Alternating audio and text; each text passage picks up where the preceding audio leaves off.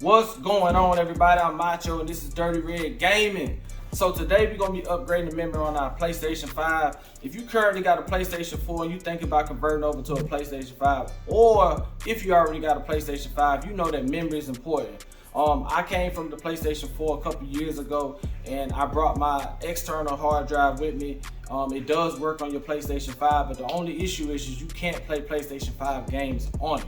So in this video, we're going to be looking at what I chose to go with, what SSD I chose to purchase, and we're gonna upgrade our PlayStation 5 to it. I will say I did a little research on it. I've looked at a couple videos and I realized it's not easy to understand the terminology. So I'm gonna try to make this as easy as possible. I'm trying to give y'all a realistic perspective on how to upgrade your PlayStation 5 memory, because looking at the videos that I looked at is not that easy. I had to watch several videos. So we're gonna take a look at it. We're gonna upgrade this PlayStation 5 memory. We're gonna look at the current memory I got. We're gonna look at the external drive I got right now. We're gonna upgrade to the new one. So let's go.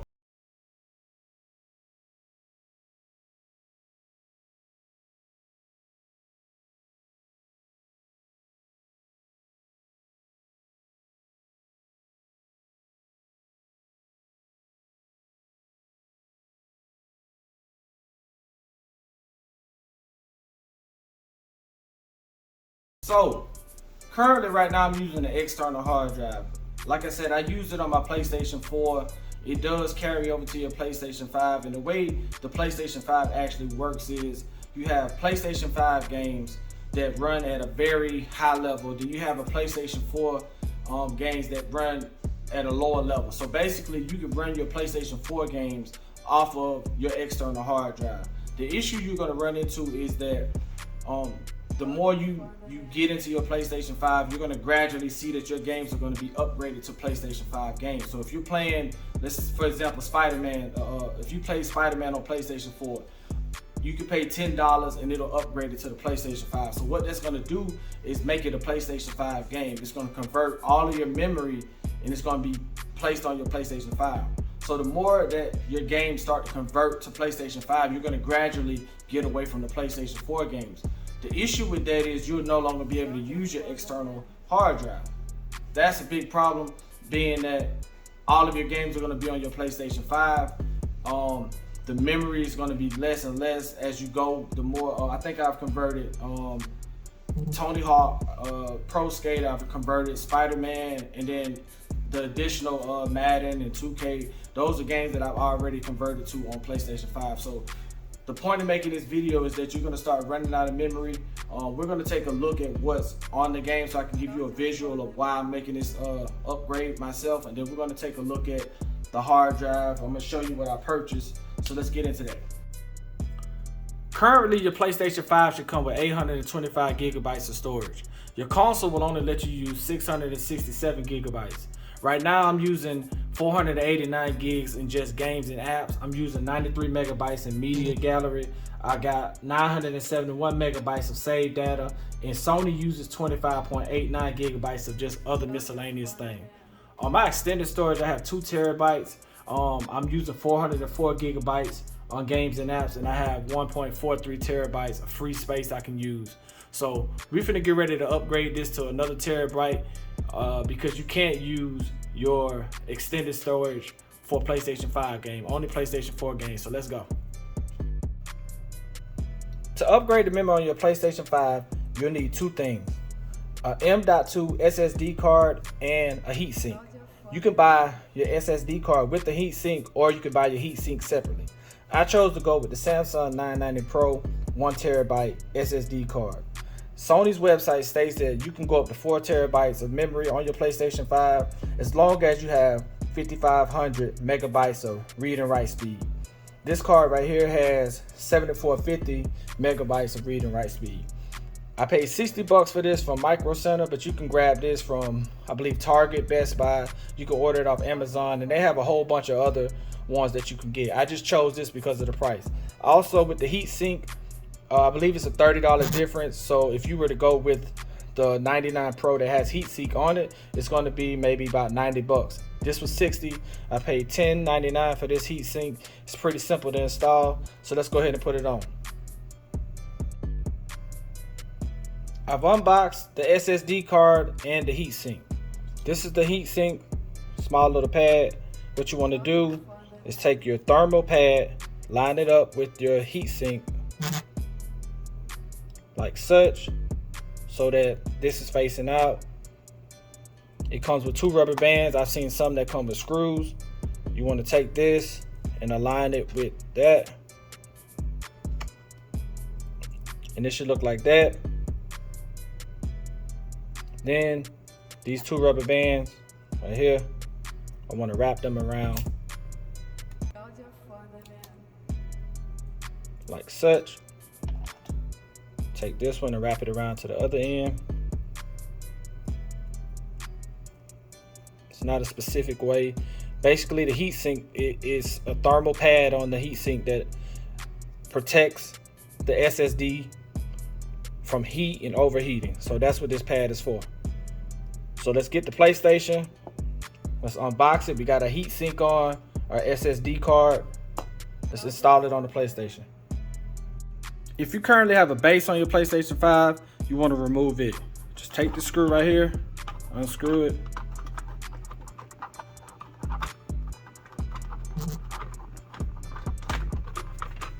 Take the base off your PlayStation 5. Now that we have the stand removed, we want to take the side panel off the PlayStation 5. If you have the disc version, the side that you want to pull off is the disc side. I'm not sure with the digital, but either or, you can take both sides off if you want. But what you want to do is put your hand right here, lift up, and push back. It should snap right off. Then you want to locate your panel. This is your panel for your SSD drive. We're going to take a screwdriver and we're going to unscrew that. So we have our screwdriver. We're going to unscrew here. Then you'll have a separate screw. And take this and just put it somewhere safe. Remove your panel. Then you have another screw. This is I'll call it a locator screw. But this pretty much locates where your SSD drive is going to be. It secures your SSD drive in. So it bolts into the game. It's kind of like a little locator or like a little lip. So here's your bolt. And then here's your little lip that your SSD drive is going to sit on. You're going to put it where it needs to go. It's going to probably be right here. We're going to put the screw over here. Now let's get ready to put the drive in.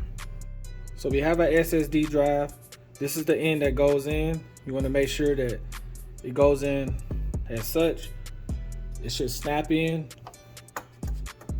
You want to kind of put it down,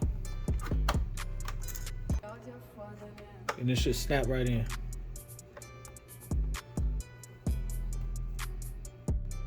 Okay, we got it snapped in. We take our screw. You don't want to force it in. You want to gently just put your screw back in. It's going to sit on top of the plate. It should be flush, so your screw should just go straight in.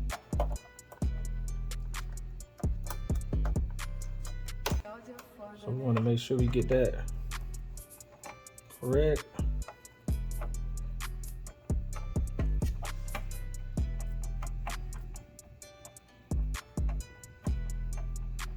So this pretty much holds your SSD drive in. You'll know if it's in properly because your screw won't fit. So make sure that your clamp is aligned and your screw is aligned, and it all should just sink together. This is pushed firmly in. Let's put the base back on and we should be good to go. Okay, so now we just want to get our plate, put it back on, screw it in. Same process, same way we took it off, put it back on the same way. All right, next we're gonna put our plate back on the side of the PlayStation. Should just snap right on, like that.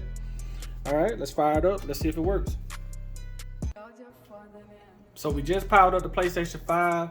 It does show that it took our SSD storage. It says at the top, M.2 SSD Storage. And to use your M.2 SSD storage, you need to format it. So we're gonna format it. Cut on my controller.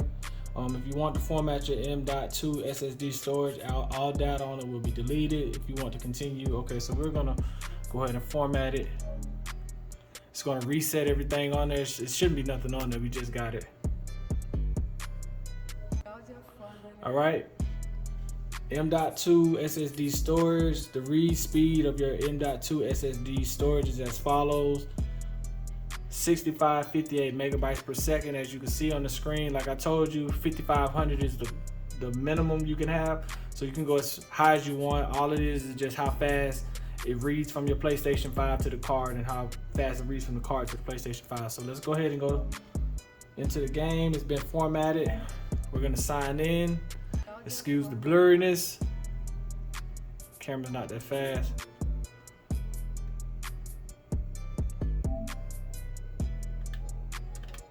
Dirty Red Gaming. So I want to thank everyone who tuned into this video. Thank y'all for watching. Please like and subscribe if you like what I'm doing. We mix gaming with fashion. We do a little bit of vlogging.